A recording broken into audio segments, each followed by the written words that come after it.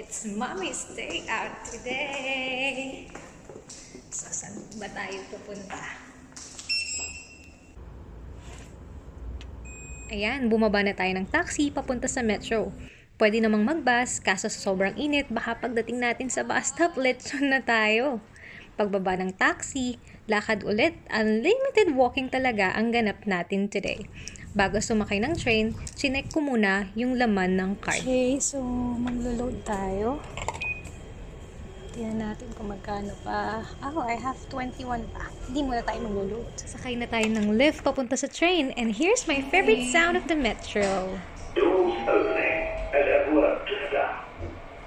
2 trains below Goodbye.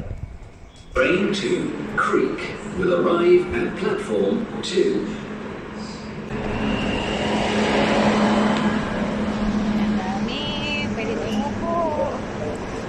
Hindi naman rush hour, kaya swerte tayo.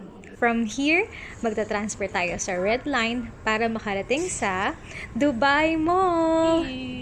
Quick reminder lang, if you're planning to visit Dubai Mall, wear your most comfortable shoes kasi papunta pa lang sa mall, may mahigit 5 travelators na yata tayong dadaanan or higit pa. At hanggang ngayon, hindi ko pa rin nabibilang kung ilan talaga. Ang importante, tuloy lang ang lakad. We're here! Sino nga bang kasama natin ngayon?